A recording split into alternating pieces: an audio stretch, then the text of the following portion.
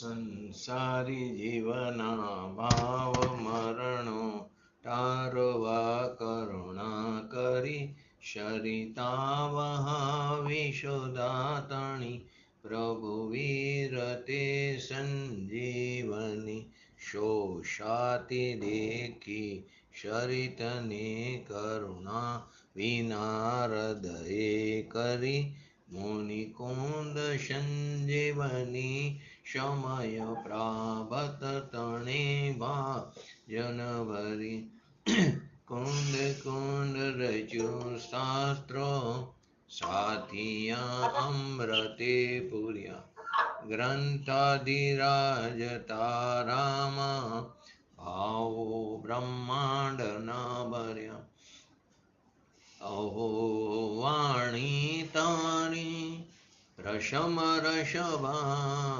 વિનિતરતી મુમુક્ષુને પાતી અમૃત રસ અંજલિ ભરી ભરી અનાદિની મૂર્છા વિશતણી ત્વરા તી ઉતરતી વિભાવેતી તંબે સ્વરૂપ વાણી દોડે પરિણતિ તું છે નિશ્ચય ગ્રંથ ભંગ સગરા વ્યવહારના ભેદવા તું પ્રજ્ઞા છીણી જ્ઞાનને ઉદયની સંદેશો છેદવા સાથી સાધકનો તો ભાનો જગનો સંદેશ મહાવીરનો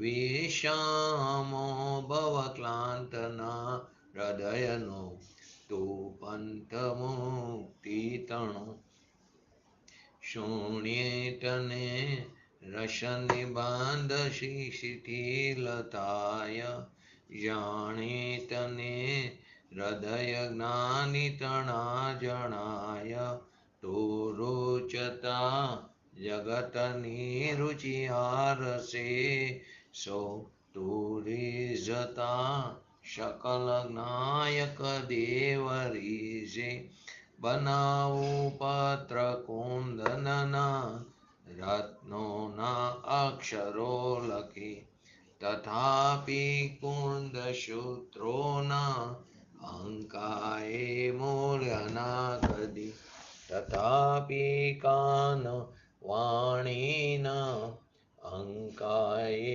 મૂલ્યના કદી નમો રિંટાણં નમો સિદ્ધાણં નમો હૈરણં નમો વજણં નમો લોહી સવ સવર્ણ શતારી મંગલમ અરિહંતા મંગલમ સિદ્ધા મંગલમ શાહુ મંગલમ કેવલી પંતો ધમો મંગલમ શતારી લુગટમાં અરિહંતા લુગટમાં સિદ્ધા લુગટમાં શાહુ લુગટમાં કેવલી પંતો ધમો લુગટમાં ચતારી શરણ ભોજામી અરિહંતે શરણ ભોજામી સિદ્ધે શરણ ભોજામી સાહુ શરણ ભોજામી કેવલી પંતો ધમ શરણ ભોજામી ઓમ નમો અરિહંતાણમ.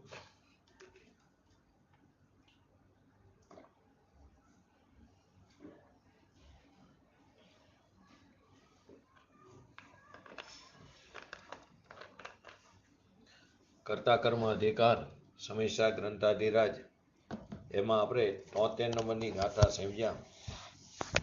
તો એમાં આત્મા કઈ વિધિથી આશ્રવોથી નિવર્તે છે એનો જવાબ 73 નંબરની ગાથામાં આવ્યો. વિધિ પણ બરાબર યથાર્થ બતાવી. નિર્ણયની ભૂમિકામાં પહેલા આવીને સ્વરૂપમાં ઠરે છે. પહેલા નિર્ણયની ભૂમિકામાં આવે પછી સ્વરૂપમાં ઠરે છે.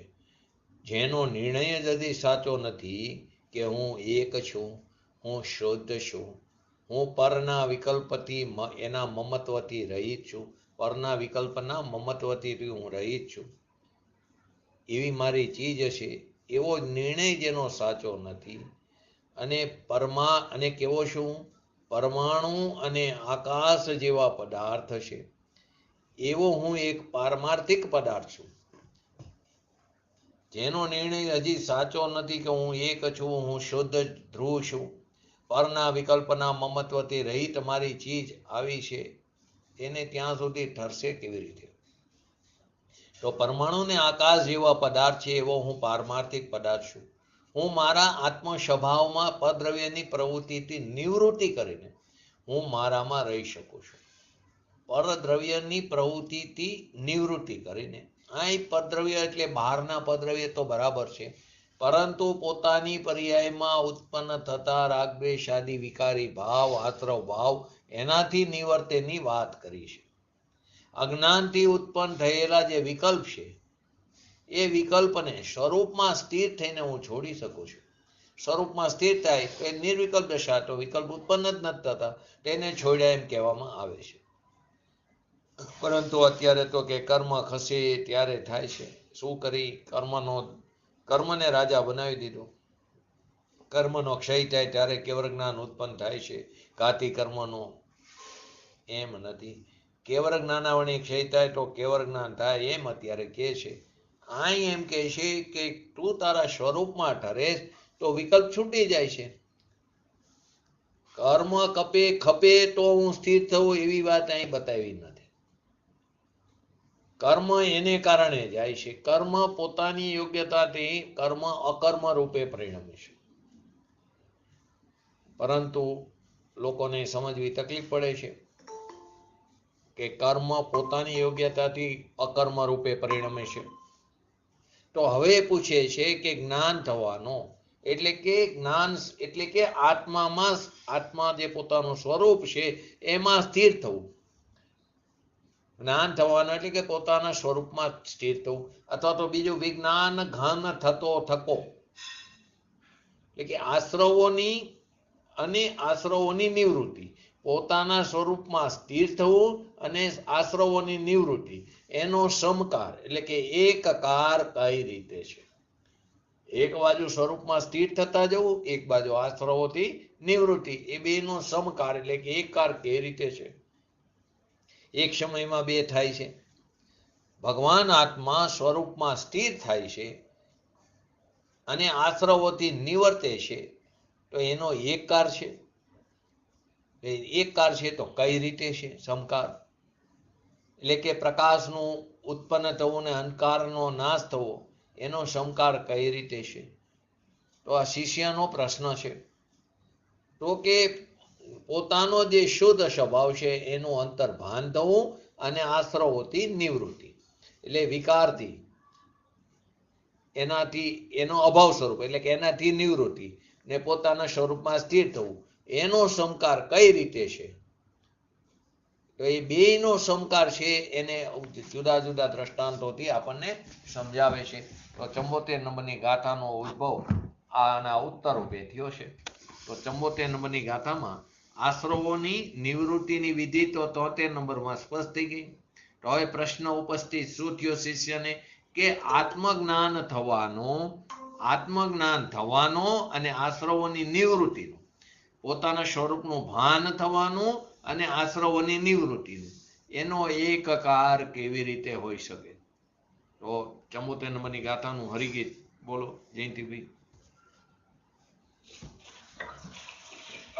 સર્વ જીવ નિબદ્ધ ધ્રુવ શરણહીન અનિત્ય છે, એ દુઃખ ફળ જાણીને એનાથી જીવ પાછો વળે.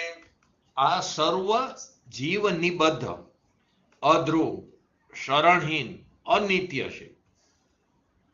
એ દુઃખ છે, દુઃખ ફળ જાણીને એનાથી જીવ પાછો વળે. તો કે આ આશ્રવો ભાવો જીવની સાથે કેવા છે? નિબદ્ધ છે. જીવની સાથે કેવા આશ્રવ ભાવ? નિબદ્ધ છે. જીવની તે કેવા છે આશ્રવ ભાવ? અધ્રુવ છે. કેવા છે? અનિત્ય છે, અશરણ છે, દુઃખરૂપ છે અને દુઃખરૂપે જ ફરે છે. એનું ફળ પણ કેવું છે? દુઃખરૂપ છે, દુઃખનું કારણ છે. એવું જાણીને જ્ઞાની ધર્માત્મા એનાથી નિવૃત્ત થાય છે. જાણીને ઓળખીને એનાથી નિવૃત્ત થાય છે. કેવા છે આશ્રવ ભાવ? જીવની સાથે નિબદ્ધ. આ સર્વ એટલે કે આશ્રવ ભાવ સર્વ જીવ નિબદ્ધ, જીવની સાથે નિબદ્ધ છે. અધ્રુવ શરણહીન એટલે કે અધ્રુવ ને અશરણ રૂપ છે, અનિત્ય છે, એ દુઃખરૂપ છે અને દુઃખ ફર જાણીને, દુઃખરૂપ ફર જાણીને જ્ઞાની ધર્માત્મા એનાથી જીવ પાછો વરે, એટલે કે એનાથી જ્ઞાની ધર્માત્મા નિવૃત્ત થાય છે. 72 નંબરની ગાથામાં 73 પહેલા 72 નંબરની ગાથામાં આશ્રવોને 3 વસ્તુ બતાવી હતી. કેવા બતાવ્યા હતા? એક તો અશુચિ બતાવ્યા હતા, એક જળ બતાવ્યા એટલે કે અચેતન બતાવ્યા, અને દુઃખનું કારણ બતાવ્યું હતું. આશ્રવોને અશુચિમય કીધા, અચેતન કીધું અને દુઃખોના કારણ કીધા. હવે આ 74 નંબરની ગાથામાં જીવથી નિબદ્ધ આ આશ્રવને 3 રીતે કીધું. અધ્રુવ રૂપ છે, અશરણ રૂપ અને અનિત્ય રૂપ છે. અધ્રુવ છે, અનિત્ય છે, અશરણ છે, દુઃખરૂપ છે, અને દુઃખોના રૂપોમાં, દુઃખોનું જે રૂપ છે એ રૂપમાં ફર આપવાવાળા છે. દુઃખોના રૂપમાં ફરવાળા કહેવાય રહ્યા છે. આ ગાથાની અંદર આચાર્ય ભગવાન બતાવે છે. જ્યારે આ આત્મા આશ્રવોની અધ્રુવતા, આશ્રવોની અનિત્યતા, આશ્રવોની અશરણતા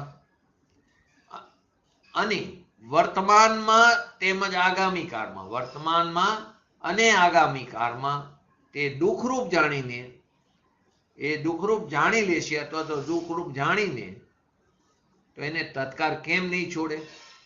છોડી જ દે. પરંતુ કોણ? જે જાણશે તે. કેવી રીતે જાણશે? કે એના સ્વભાવને, પોતાના સ્વભાવથી એ વિરુદ્ધ સ્વભાવ છે, વિપરીત સ્વભાવ છે. કેમ કે આત્મા કેવો છે? ચેતનવંત છે. આત્મા કેવો છે? નિત્ય છે. આત્મા કેવો છે? સૂચિમય છે. આત્મા કેવો છે? સુખનું કારણ છે, દુઃખનું અકારણ છે. અને આશ્રવો કેવા છે? 72 નંબરની ગાથાને અનુલક્ષીને કીધું. આત્માઓ કેવા છે? અસુચિમય છે, અચેતન છે અને દુઃખનું કારણ છે.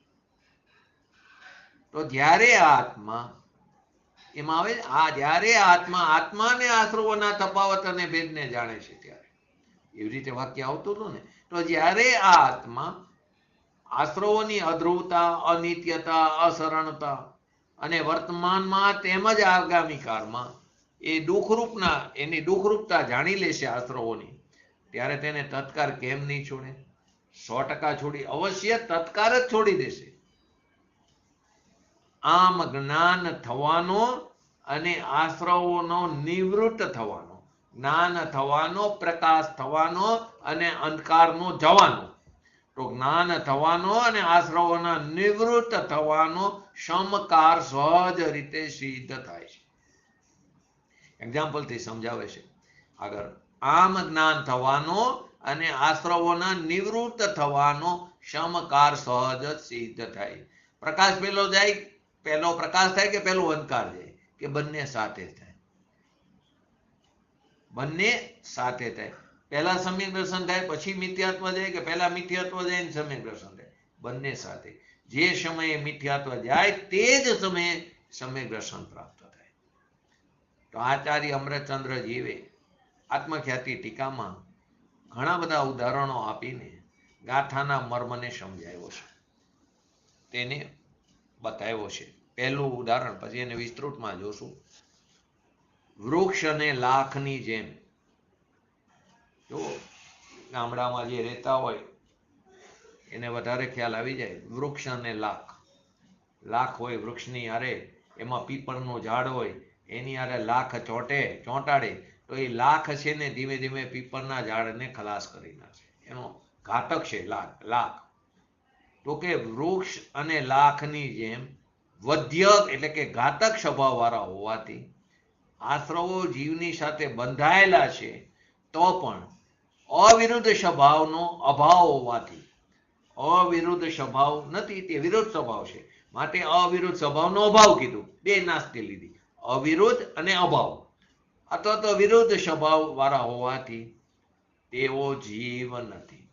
વૃક્ષ અને લાખની જેમ વધ્ય, વૃક્ષ લાખ છે તે વધ્ય છે, ઘાતક કરવા વાળું. વૃક્ષ છે તે ઘાતક થવા વાળું છે. તો વૃક્ષ અને લાખની જેમ વધ્ય એટલે કે ઘાતક સ્વભાવ વાળું હોવાથી લાખ, આશ્રવો એવી જ રીતે આશ્રવો તે જીવની સાથે બંધાયેલા છે, તો પણ જીવની સાથે નિબદ્ધ છે, બંધાયેલા છે, તો પણ અવિરુદ્ધ સ્વભાવનો અભાવ હોવાથી તેવો જીવ નથી. એને આપણે વિસ્તૃત જોશું. બીજું,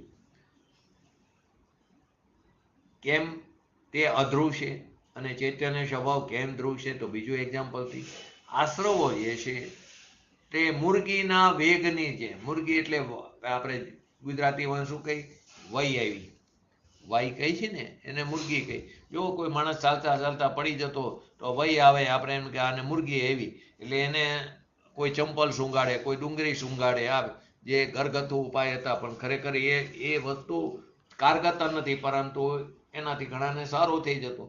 તો એ મુરગી જોઈ હશે ઘણાએ, ઘણા આવા પેશન્ટને, તો એ મુરગીના એને ઘણીવાર તેજ આવે એવો વેગ, ઘણીવાર અલ્પ આવે. તો મુરગીના વેગની જેમ, એટલે વયના વેગની જેમ વધતા ઘટતા હોવાથી, આશરો વધતા ઘટતા હોવાથી તે અધ્રુવ છે. બહુ સરસ વાત આદમી પોસ્ટમાં પણ આને અનુલક્ષીને લખી. અધ્રુવતા ને અનિત્યતા બે બતાવી છે, એ પણ આપણે આગળ સમજશું કેવી રીતે આશ્રવોની સાથે બતાવ્યું છે. આશ્રવો મુરગીના એટલે વયના વેગની જેમ વધતા ઘટતા હોવાથી તે કેવા છે? અધ્રુવ છે. અને ચૈતન્ય માત્ર જીવ એ જ ધ્રુવ છે. એ વધતું ઘટતું નથી, જેવો છે તેવો અનાદિથી અનંતકાળ સુધી, માટે તે ધ્રુવ છે. ત્રીજું, આશ્રવો શીત દાહ જવરના આવેશની જેમ, કહીને આપણે ઓલો ઠંડો તાવ, ઠંડીઓ તાવ, એટલે કે તાવ આવે ને ખૂબ ઠંડી લાગે, ઘડીકમાં ગરમી લાગે, ઘડીકમાં ઠંડી લાગે, તો એ શીત દાહ જવરના આવેશની જેમ અનુક્રમે ઉત્પન્ન થાય છે. ઠંડી લાગે ખૂબ, પાછી ઘડીકમાં ગરમી લાગે, તો એ ઉત્પન્ન થાય છે, માટે તે અનિત્ય છે. હવે એ પોસ્ટ ખ્યાલમાં આવશે. અને વિજ્ઞાન ઘન સ્વભાવી પોતાનો ભગવાન આત્મા જીવ કેવો છે? નિત્ય છે. ત્રીજું, જેમ શું આવ્યું? એક અધ્રુવ આવ્યું, એક આવ્યું અનિત્ય આવ્યું, અને હવે ત્રીજું અસરણ આવ્યું ને. ત્રણ જીવનની બદ્ધ, પછી ત્રણ વિશેષણ, અધ્રુવ, અસરણ એટલે શરણહીન અને અનિત્ય છે. તો કે જેમ વીર્ય સ્ખલનની સાથે જ એનો કામ સંસ્કાર નષ્ટ થઈ જાય છે, કોઈથી રોકી શકાતો નથી, તેમ કર્મોદયના સ્ખલનની સાથે જ આશ્રવ ભાવો નષ્ટ થાય. કર્મમાં ઉદયમાં આવીને ખરી જાય છે, તો આશ્રવ ભાવો નષ્ટ થઈ જાય છે, એમને રોકી શકાતા નથી, માટે આશ્રવો અસરણ છે. આશ્રવ નષ્ટ થઈ જાય, જેનો નાશ થઈ જાય કેવી રીતે શરણ રૂપ હોય. અને સ્વયં રક્ષિત પોતાનો જે ભગવાન આત્મા છે, જે સહજ ચિત્ત શક્તિ સ્વરૂપ છે, એ જીવ જ એક માત્ર શરણ સહિત છે. આના માટે 12 ભાવના પણ સમજો. 12 ભાવનામાં છે ને, અશરણ ભાવના, અનિત્ય ભાવના, એ જ વાત બતાવે છે. કેવો છે પોતાનો ભગવાન આત્મા? એક જ શરણ સહિત છે. 6ઠા 7મા ગુણસ્થાનમાં ઝૂલતા ભાવલિંગી મુનિરાજ, એ પણ જ્યારે પ્રમત દશામાં આવે તો કોઈ વાર મુનિરાજ 12 ભાવનાનું ચિંતન કરે છે. શુભ ભાવ છે, શુભ ઉપયોગ છે, પરંતુ દ્રષ્ટિ પોતાના સ્વભાવ તરફ ટકેલી છે, શુદ્ધ પરિણીતિ છે, દ્રવ્ય સ્વભાવનું પ્રબળ જોર કરે છે, અને ફરી તે 7માના અપ્રમત દશામાં, સ્વસ્થાન અપ્રમત દશામાં તો છે જ એ જીવ 6ઠા 7મામાં, પરંતુ સાતિશ્ય અપ્રમત દશામાં જવાનો પ્રયત્ન કરે છે, જેથી ફરી 6ઠામાં આવવું ન પડે, પછી ફરી પતિત ન થવું પડે, તે શ્રેણી માંડી શકે. આ કાળની અંદર એવા જ પ્રકારના જીવોની હોનાર છે, એવા જ પ્રકારના જીવોનો પુરુષાર્થ છે કે જીવો સાતિશ્ય પ્રમત દશામાં જઈ શકતા નથી. એનો પુરુષાર્થ જ એવો છે. સ્વસ્થાન પ્રમત દશામાં જ જાય છે, કેમ કે 7માંથી ઉપર જતા નથી. સાતિશ્યમાં જાય તો નિયમથી શ્રેણી ચડે, પછી ભલે પરિણામને આધીન ઉપસમ ચડે કે શપથ ચડે. ઔક્ષમિક હોય તો તે ઉપસમ ચડે, ક્ષાયિક હોય તો ઉપસમ પણ ચડી શકે અને શપથ પણ ચડી શકે. અને ક્ષાયોક્ષમિક સમ્યક દ્રષ્ટિ જીવ તે શ્રેણી ચડવાનો પુરુષાર્થ કરી શકતા નથી, તેની વિસંયોજના થાય છે ને ઔક્ષમિક સમ્યક દર્શનમાં કન્વર્ટ થાય અને તે શ્રેણી ચડે. પરંતુ આ કાળમાં એ જીવ સાતિશ્ય પ્રમત દશામાં પણ જઈ શકતો નથી, એવો પુરુષાર્થ જ કરી શકતા નથી. તો કે આ જીવ એક જ માત્ર કેવો છે? શરણ સહિત છે. હવે આગળ બીજી લીટી, એ દુઃખ અને દુઃખ ફર જાણીને. આશ્રવો કેવા સદાય આકુર સ્વભાવ વાળા છે. એ આશ્રવ જે છે તે નિત્ય સદાય અનાકુર નથી, કેવા છે આકુર સ્વભાવી છે. તો આકુર સ્વભાવ વાળા હોવાથી તે કેવા છે દુઃખરૂપ છે. જો આકુરતા હંમેશા દુઃખરૂપ જ હોય, નિરાકુરતા હંમેશા સુખરૂપ હોય. તો એ આકુર સ્વભાવ વાળા હોવાથી દુઃખરૂપ છે. અને અનાકુર સ્વભાવ વાળો જે જીવ છે એ જ માત્ર અદુઃખરૂપ છે અથવા તો સુખ સ્વરૂપ છે. આપણો ભગવાન આત્મા કેવો અનાકુર સ્વભાવ વાળો છે, માટે તે એક માત્ર અદુઃખરૂપ છે, અને અથવા તો બીજી રીતે કહો તો સુખ સ્વરૂપ છે.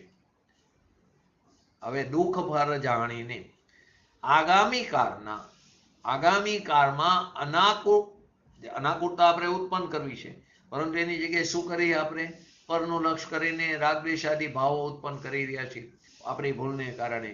તો આગામી કાળમાં આકુરતા ઉત્પન્ન કરવા વાળા જે પૂતગલ પરિણામોના હેતુ હોવાથી, આકુરતા ઉત્પન્ન કરનારા પૂતગલ પરિણામોના હેતુ હોવાથી આશ્રવો કેવા છે? કેમ કે ભાવ કર્મના નિમિત્તથી દ્રવ્ય કર્મનો બંધ પડે છે. તો આશ્રવ રાગદ્વેષાદી થયા, ભાવ કર્મ થયું, એના નિમિત્તથી નવો પૂતગલ કર્મનો બંધ પડે છે. નિમિત્તથી થાય છે કર્મ પોતાની યોગ્યતાથી આત્માના પ્રદેશ સાથે જોડાય છે.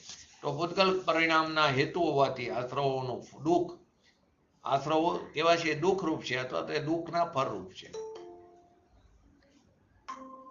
દુઃખ ફળોના રૂપમાં તે મળે છે. અને સમસ્ત પૂતગલ પરિણામનો અહેતુ હોવાથી જીવ કેવો છે? દુઃખ ફળરૂપ નથી. કોઈ પણ પ્રકારના પૂતગલ પરિણામનો હેતુ નથી ભગવાન આત્મા, માટે તે કેવો છે? દુઃખરૂપ નથી, દુઃખ ફળરૂપ નથી. કેવો છે? સુખ ફળ સ્વરૂપ છે. જેમ વાદળોની રચના ખંડિત થઈ ગઈ છે, એવા દિશા વિસ્તારની જેમ જેનો અમર્યાદિત વિસ્તાર છે અને જેનો કર્મ વિપાક શિથિલ થઈ ગયો છે, એવો આ આત્મા અમર્યાદિત છે એનો વિસ્તાર. જેમાં વાદળોની રચના ખંડિત થઈ ગઈ, એટલે કે બધા પ્રકારના ભેદો વિલય પામી ગયા છે. અમર્યાદિત વિસ્તાર છે, એનો કર્મ વિપાક એ શિથિલ થઈ ગયો છે, એવો આ આત્મા. એટલે કે આશ્રવ અને જીવ, જે 73 નંબરની ગાથામાં આશ્રવ અને જીવની વચ્ચે આવું ભેદ જ્ઞાન થતા જ સહજપણે વિકાસ પામતી જે ચિત્ત શક્તિ છે, ચૈતન્ય જ્યોતિ છે, એના વડે જેમ જેમ વિજ્ઞાન ઘન સ્વભાવ થતો જાય છે, જેમ જેમ વિજ્ઞાન ઘન સ્વભાવ થતો જાય છે. આ પણ એક વાક્ય યાદ રાખજો, વિજ્ઞાન ઘન સ્વભાવ થતો જાય છે. તો આત્મા તો વિજ્ઞાન ઘન સ્વરૂપી જ છે. તો થતો જાય છે એટલે શું? તો કે પર્યાયમાં શુદ્ધિની વૃદ્ધિ થતી જાય, એમ કહેવામાં. એ આપણે આગળ સમજશું. આત્મા તો છે વિજ્ઞાન ઘન સ્વભાવ વાળો, તો વિજ્ઞાન ઘન સ્વભાવ થતો જાય નો અર્થ શું? તો કે પોતાના સ્વભાવના આશ્રયે શુદ્ધિની વૃદ્ધિ જે થતી જાય છે, તેમ તેમ આશ્રવોથી નિવૃત્ત થતો જાય છે જીવ. જેમ જેમ શુદ્ધિની વૃદ્ધિ થાય તેમ તેમ આશ્રવોથી નિવૃત્ત થતી જાય છે. અને જેમ જેમ, અથવા બીજી રીતે કહો, જેમ જેમ આશ્રવો સ્થિતિ લો, જેમ જેમ આશ્રવોથી નિવૃત્ત થતો જાય છે, તેમ તેમ વિજ્ઞાન ઘન થતો જાય છે.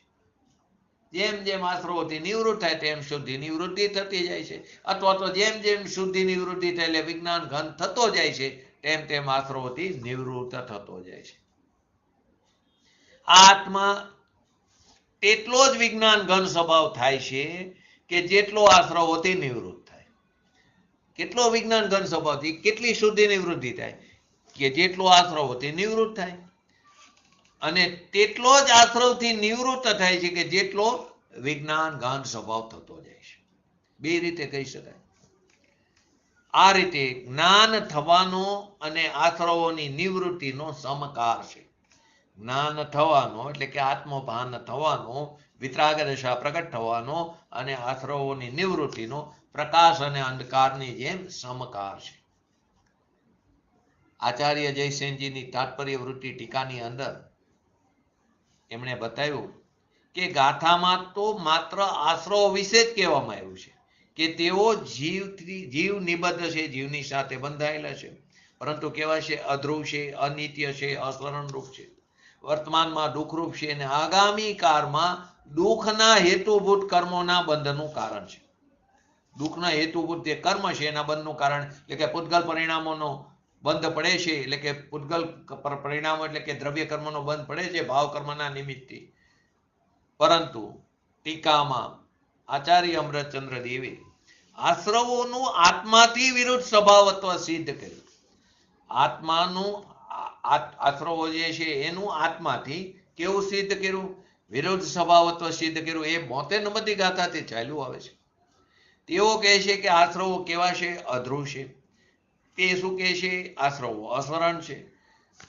તે શું કહે છે? આત્મા શરણભૂત છે.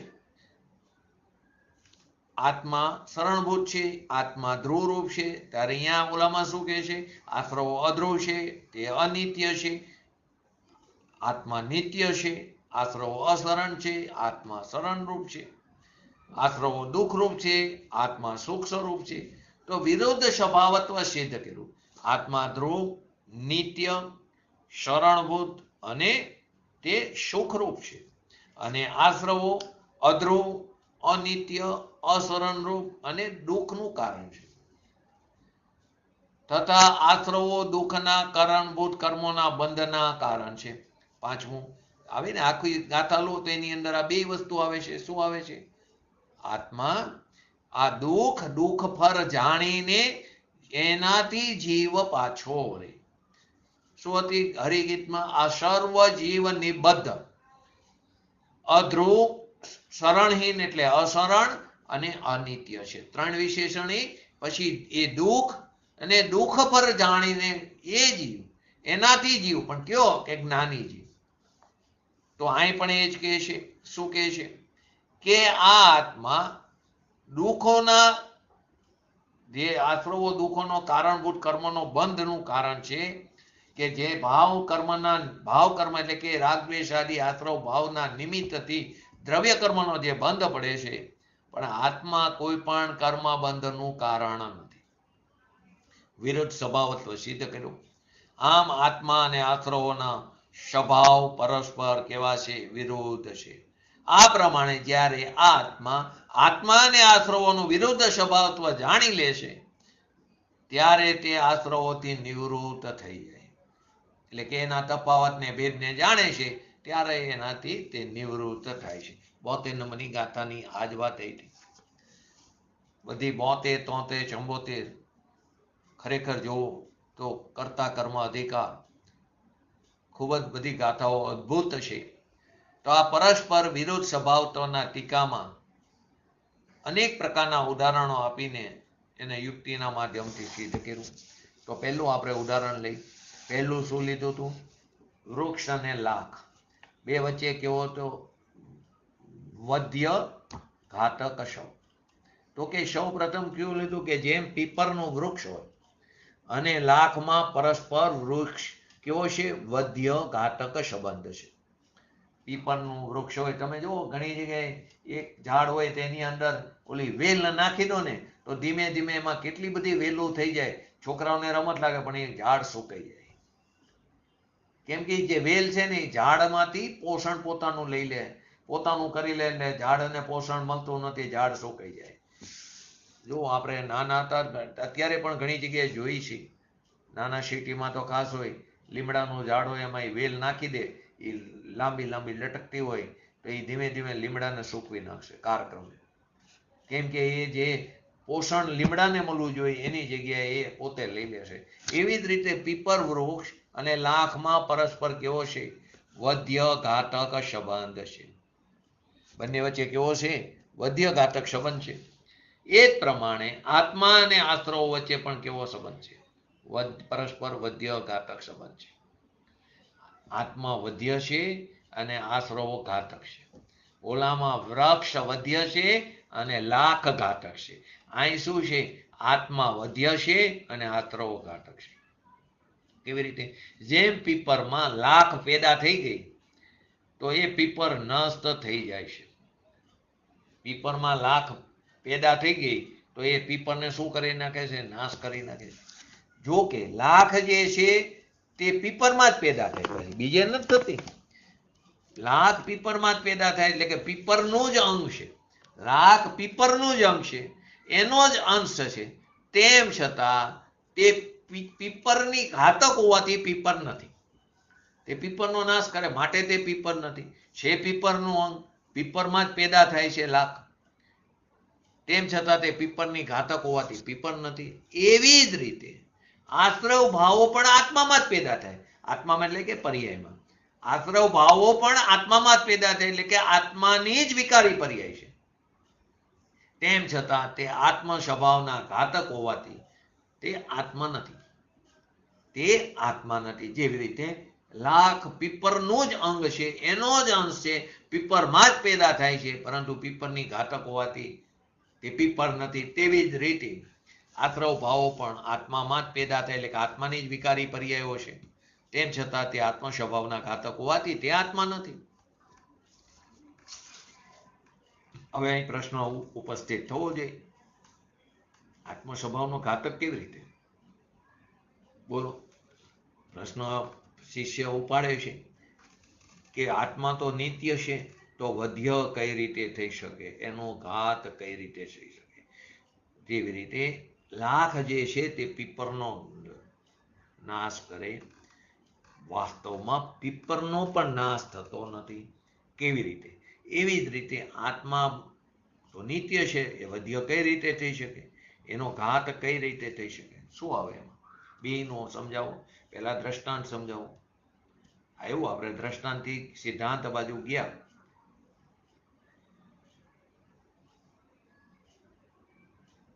બોલો જયંતિભાઈ, અમિતાબેન, કનકભાઈ, રસીલાબેન, બોલો નિકુંજભાઈ, હર્ષાબેન, પ્રયત્ન તો કરો. એના સહયોગે આપણે જળતો જે આવી જાય છે. એવું નથી. આપણે એમ કહીએ કર્મનો નાશ કર્યો. કર્મ ક્યાં નાશ થાય? આપણું શરીરનો પણ નાશ થાય. આપણે એમ કહીએ ને શરીર દેહ પરિવર્તન કેમ કહે છે? આપણે એની દશા બદલાય છે. શરીર છે પરમાણુનો સ્કંધ છે, તો પરમાણુ કોઈ પણ દ્રવ્ય નાશ નથી પામતું. Matter is always constant. It change its form, it never be destroyed. એનો ક્યારેય નાશ નથી થતો. તો કે શરીરનો ક્યારેય નાશ ન થાય. તો એના પરમાણુ દશા બદલાય છે, એ રાખ રૂપે ફેરવાય છે. તો લાખ લાગવાથી પીપરનો નાશ થાય એક વ્યવહારનું કથન છે. એ પણ એક પદાર્થ છે, એનો નાશ કેવી રીતે થાય? એની દશા બદલાય છે. એવી જ રીતે આત્મા તો નિત્ય છે, એ તો ધ્રુવ છે, અનાદિ અનંત નિત્ય છે. તો વધ્ય કઈ રીતે થઈ શકે, એનો ઘાત કઈ રીતે થઈ શકે? તો કે સ્વભાવ પર્યાય પ્રગટ ન થઈ શકવી, જે વિતરાગ દશા પ્રગટ ન થઈ શકવી, એ જ ઘાત છે. આત્મામાંથી વિતરાગ દશા પ્રગટ થઈ શકવી જોઈએ ને. આપણે અનાદિકાળથી આત્માનો ઘાત કરી રહ્યા, આત્માની હિંસા કરી રહ્યા છીએ.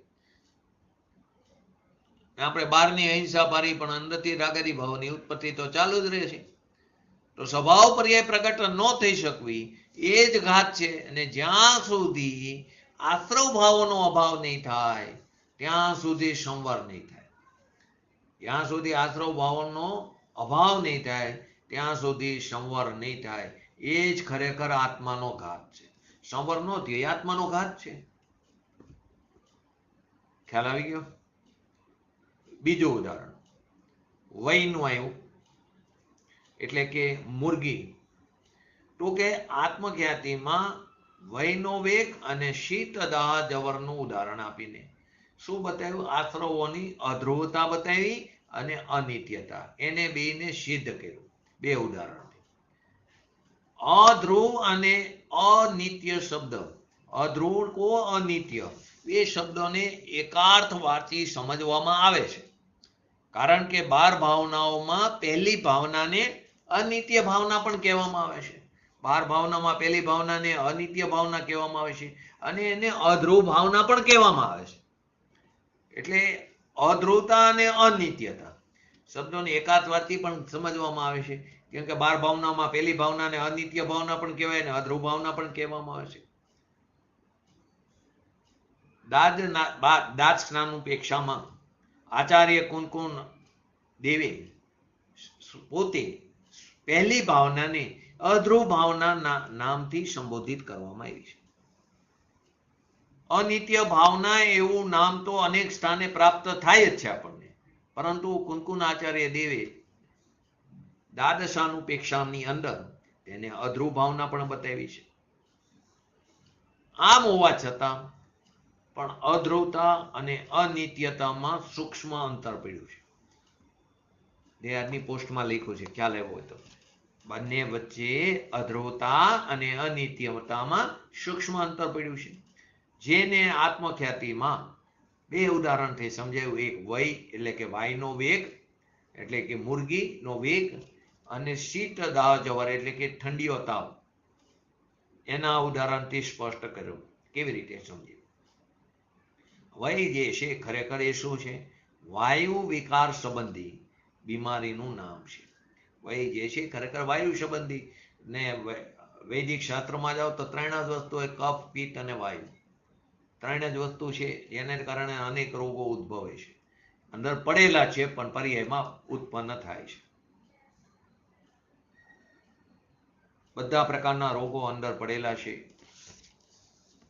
5,68,97,000 સંખ્યા ભૂલી ગયો હવે, કેમ કે કરોનાને ચાલુ હોય ત્યારે સંખ્યા યાદ રહેશે. એટલા રોગો અંદર પડેલા છે. એક એક તસુ એ તસુમાં એ રોગો પડેલા છે. તો કે વાય એક કેવો છે? વાયુ સંબંધી વિકાર સંબંધીનું એ બીમારીનું નામ છે, વાયુ વિકાર સંબંધી. જેનો હુમલો આવે, આપણે જોઈએ ઘણી વાર રોડ ઉપર માણસ આરોટવા માંડે, વય આવે, આપણને એમ લાગે હમણે ફીણ મોઢામાંથી નીકળી જાય. તો જેને હુમલો આવે એને ખ્યાલ હોય, અથવા તો એને સગાવાલાને, એ હુમલો ક્યારેક વધારે ઉગ્ર આવે, ક્યારેક અપેક્ષાથી કેવો આવે, ઓછો પણ આવે એનો વેગ, ક્યારેક ઉગ્ર હોય છે, એ વધતો ઘટતો રહેશે. એનું આ વધવું ઘટવું એ જ અધ્રુવતા છે. એનું શું થયું? વયનો જ વેગ વધ્યો ઘટ્યો, એક જ વસ્તુમાં એનું વધવું ઘટવું થયું. એને શું કીધું? અધ્રુવતા છે. હવે શીત અને દાહ જવર, ટાઢિયો તાવ આપણે એને ગુજરાતીમાં કહીશું. એ જે ટાઢિયો તાવ છે એ પણ એક પ્રકારના બીમારીનું જ્વરનું નામ છે, જેમાં ક્યારેક ઠંડી લાગે છે અને ક્યારેક ગરમી લાગે. તો કે ઠંડી મટીને ગરમી લાગવી, ઠંડી મટીને ગરમી લાગવી, અને ગરમી મટીને ઠંડી લાગવી, એ જ ઠંડી ગરમીની અનિત્યતા છે. એવું ને બે હારે થાય, ઠંડી મટે ને ગરમી લાગે, અને ગરમી મટે ને ઠંડી લાગે, બે વસ્તુ એમાં થાય ટાઢિયા તાવમાં. એ ઠંડી ગરમીની અનિત્યતા છે. એટલે કે એક જ દિશામાં રહીને એનું ઘટવું વધવું તે અધ્રુવતા છે, અને મટી જઈને વિપરીત દિશામાં જવું એ અનિત્યતા છે. ફરી વાર, એક જ દિશામાં રહીને વધવું ઘટવું એટલે કે વયનો વેગ એક જ દિશા, વય એમાં ઘટવું વધવું તે અધ્રુવતા થઈ. અને મટી જઈને ઠંડી મટીને ગરમી થઈને ગરમી મટીને ઠંડી થઈ, તો એ મટી જઈને વિપરીત દિશામાં, ઠંડીની વિપરીત ગરમી ને ગરમીનું વિપરીત ઠંડી, એ અનિત્યતા છે. ક્યારેક ઓછી ઠંડી લાગવી અને ક્યારેક વધારે ઠંડી લાગવી, એ પાછી અધ્રુવતા થઈ. તો એમાં પણ એના પણ ભેદ પડ્યા. ક્યારેક વધારે ઠંડી લાગે, ક્યારેક ઓછી ઠંડી લાગે. ઠંડી મટીને ગરમી નથી થઈ. ત્યારે ઠંડી મટીને ગરમી થઈ તો એ અનિત્યતા થઈ. પણ ઠંડી ઓછી ઘડીકમાં લાગે, ઘડીકમાં વધારે લાગે, એ અધ્રુવતા છે. પણ જ્યારે અનુક્રમે ઠંડી મટીને ગરમી ચાલુ લાગી અને ગરમી ઘટીને ઠંડી લાગી, એટલે ગરમી મટીને ઠંડી લાગી, એ અનિત્યતા છે. ઘડીકમાં ગરમી વધારે લાગે, ઘડીકમાં ઓછી લાગે, એ અધ્રુવતા થઈ. પરંતુ ગરમી મટીને ઠંડી લાગવી એ જ અનિત્યતા છે. ખ્યાલ આવી ગયો કેવી રીતે અધ્રુવતા અને અનિત્યતા? બે એક્ઝામ્પલથી, વયનો વેગ અને એટલે કે આપણે એને મુરગી કહી છીએ, અથવા તો વય જે ખરેખર વાયુ વિકારની બીમારી છે, અને બીજો ટાઢિયો તાવ. તો આશ્રવ ભાવોમાં પણ આ પ્રમાણે તમે ઘટાવી શકો. બોલો હવે કેવી રીતે થશે? પહેલા સમજાવો. અનિત્યતા સમજાવો અને અધ્રુવતા સમજાવો. બોલો.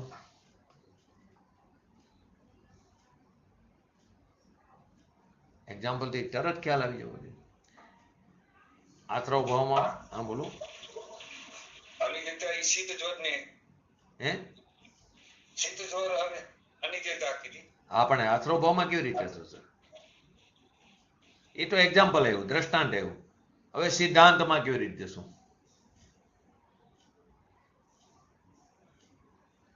જો શુભ ભાવથી અશુભ ભાવ થઈ જવું, શુભ ભાવથી અશુભ ભાવ થઈ જવું અને અશુભ ભાવથી શુભ ભાવ થઈ જવું.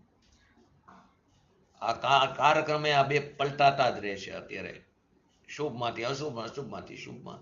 આપણને એમ લાગે પૂજ્ય ગુરુદેવનું પ્રવચન 1 કલાક સાંભળવા બેઠા એમાં કેવી રીતે અશુભ આવે?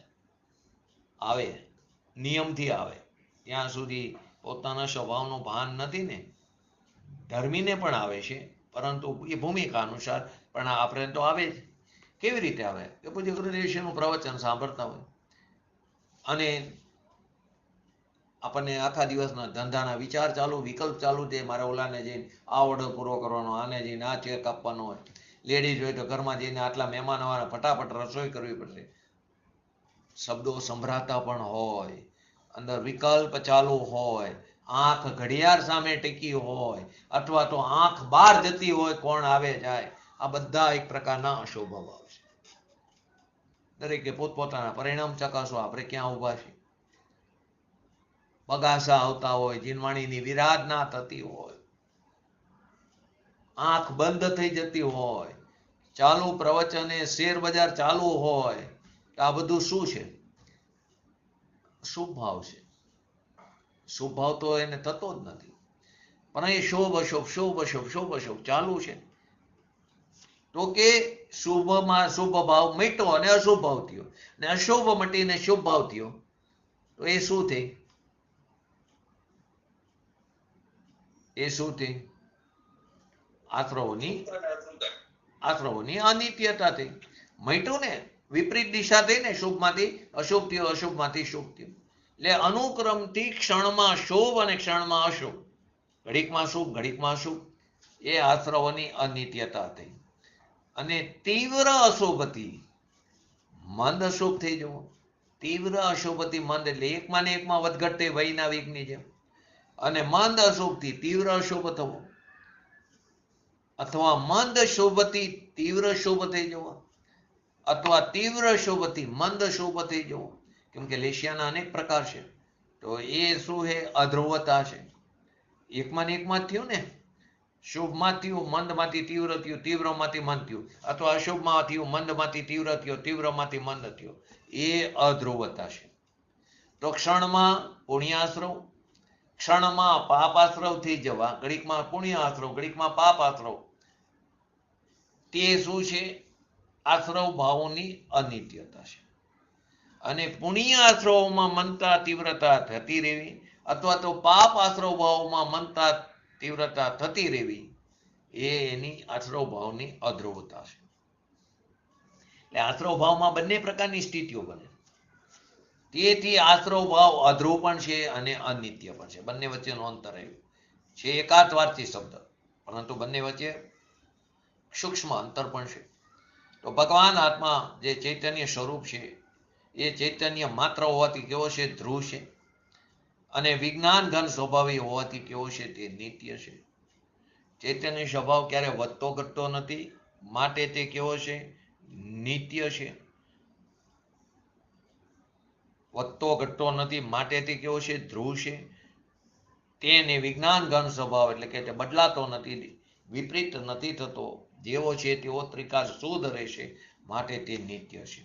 વધતો ઘટતો નથી એટલે એકની એક વસ્તુમાં વધવું ઘટવું નથી થતું, માટે તે કેવો છે? ધ્રુવ છે. અને બદલાતો નથી, માટે તે નિત્ય છે. આ પ્રમાણે આશ્રવ ભાવ અને ભગવાન આત્મા પરસ્પર વિરોધ સ્વભાવ વાળા છે, તેથી ભિન્ન છે, એક નથી. આશ્રવ ભાવ અને ભગવાન આત્મા જે પહેલા આપણે વિરુદ્ધત્વ સ્વભાવ સિદ્ધ થયો, તો એ પ્રમાણે પરસ્પર વિરુદ્ધ સ્વભાવ છે, તેથી ભિન્ન છે, એક નથી. પછી આગળ આવ્યું કે કામ વાસના એના સમયે વીર્યસ્ખલનની સાથે જ કામ સંસ્કારના નાશનું ઉદાહરણ આપીને આપણને સમજાવ્યું આચાર્ય ભગવંતે. એમાં આશ્રવોની અસરળતા સમજાવી. એ જ પ્રમાણે જે પ્રમાણે કામ સેવનના સમયે વીર્યસ્ખલન થતા કામ વાસના નાશ પામે છે, તેને નષ્ટ થતી રોકવાના કોઈ ઉપાય નથી, કોઈ શરણ નથી, માટે તેને અશરણ રૂપ છે. એ જ પ્રમાણે કર્મોદયના નિમિત્તથી, કર્મોના ઉદયના નિમિત્તથી જે આશ્રવ ભાવ થાય છે તે કર્મોદય સમાપ્ત થાય એટલે કે એની સ્થિતિ પૂરી થાય, અનુભાગ આપીને નીકળી જાય તો એ આશ્રવ ભાવ પણ નષ્ટ થઈ જાય છે. એ આશ્રવ ભાવ નષ્ટ થઈ જાય છે, તેમને નષ્ટ થતા કોઈ રોકી શકાતું નથી. તેથી તે કેવા છે, નષ્ટ થાય માટે તે અશરણ રૂપ છે, તેમને કોઈ શરણ નથી. પરંતુ એનાથી વિરુદ્ધ સ્વભાવત્વ પોતાનો ભગવાન આત્મા છે, કે સ્વયં સુરક્ષિત જીવ છે, એ જ શરણભૂત છે. કારણ કે એની ચૈતન્ય સહજ જે ચૈતન્ય શક્તિ છે એનો નાશ સંભવ જ નથી. ને જગત શું કહે છે, આત્મા અશરણ છે. અહીં તો કે અશરણ તો આત્માના વિરોધી આશ્રવ સ્વભાવ છે. આત્મા તો પરમ શરણભૂત છે, સુખનું કારણ છે, નિરાકુરતા વાળું છે. તો અશરણ ભાવના વિશે લખાયેલા એક આપણે શબ્દોને જોઈ. શરણ ન જીય કોઈ જગત મેં, સુર નર ખગપતિ સાર, નિશ્ચય શુદ્ધાત્મા શરણ પરમેશથી વ્યવહાર. શુદ્ધાત્મા અરુ પંચગુરુ જગ મેં શરણી હોય, મોહ ઉદય જીય કે વૃથ આન કલ્પના હોય.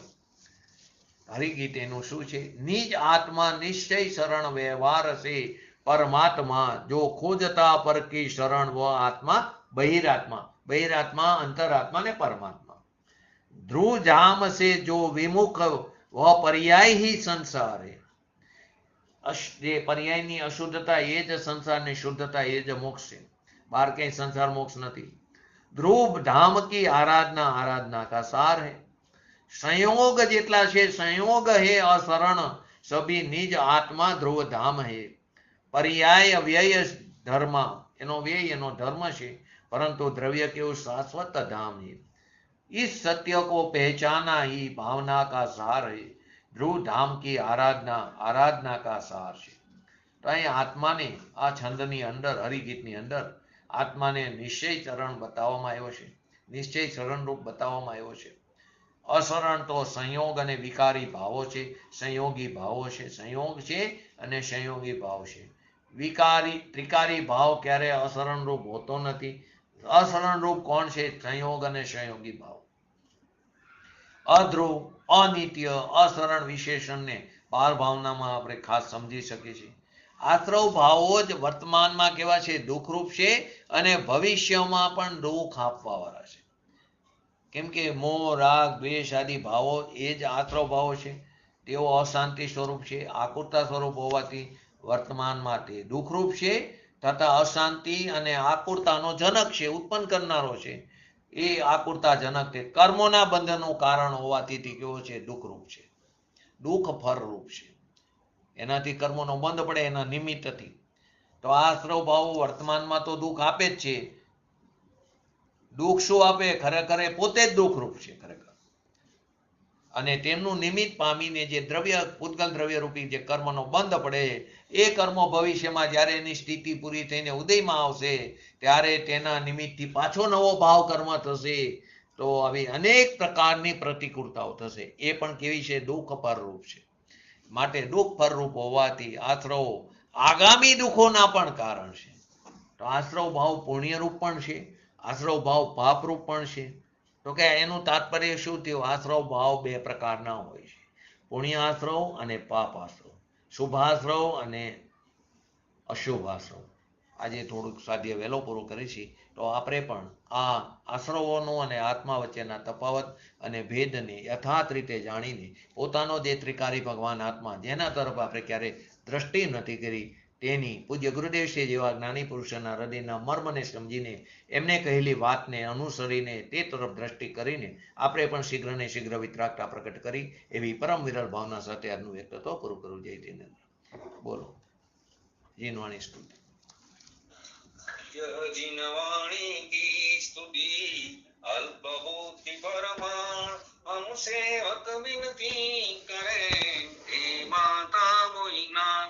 हे जिनवाणी भारती तो ही जपो दिन रे, जो तेरा शरणा गए सो पावे सुख चैन. जावानी के ज्ञान दे सूझे लो સ્વવાણી મસ્તક ચડો સદા દેતો દો. નમો રેંટાણં નમો સિદ્ધાણં નમો ઐરણં નમો અવજણં નમો લયે સવ શ્રવણં ચત્તારી મંગલમ હરિહંતા મંગલમ સિદ્ધા મંગલમ શાહુ મંગલમ કેવલી પંતો ધર્મો મંગલમ ચત્તારી લોકોત્તમા હરિહંતા લોકોત્તમા સિદ્ધા લોકોત્તમા શાહુ લોકોત્તમા કેવલી પંતો ધર્મો લોકોત્તમા ચત્તારી શરણ ભોજામી હરિહંતે શરણ ભોજામી સિદ્ધે શરણ ભોજામી શાહુ શરણ ભોજામી કેવલી પંતો ધર્મો શરણ ભોજામી. બોલીએ શ્રી પંચ પરમેષ્ઠી ભગવંતોનો જય હો. બોલીએ શ્રી જીનવાણી માતનો જય હો. બોલીએ શ્રી પરમ પૂજ્ય પ્રમુખકારી શ્રી સદગુરુ દેવનો જય હો. બોલીએ શ્રી પ્રસમૂર્તિ ભગવતી માતનો જય હો. બોલીએ શ્રી સનાતન જૈન દિગંબર ધર્મનો જય હો. જય હો જય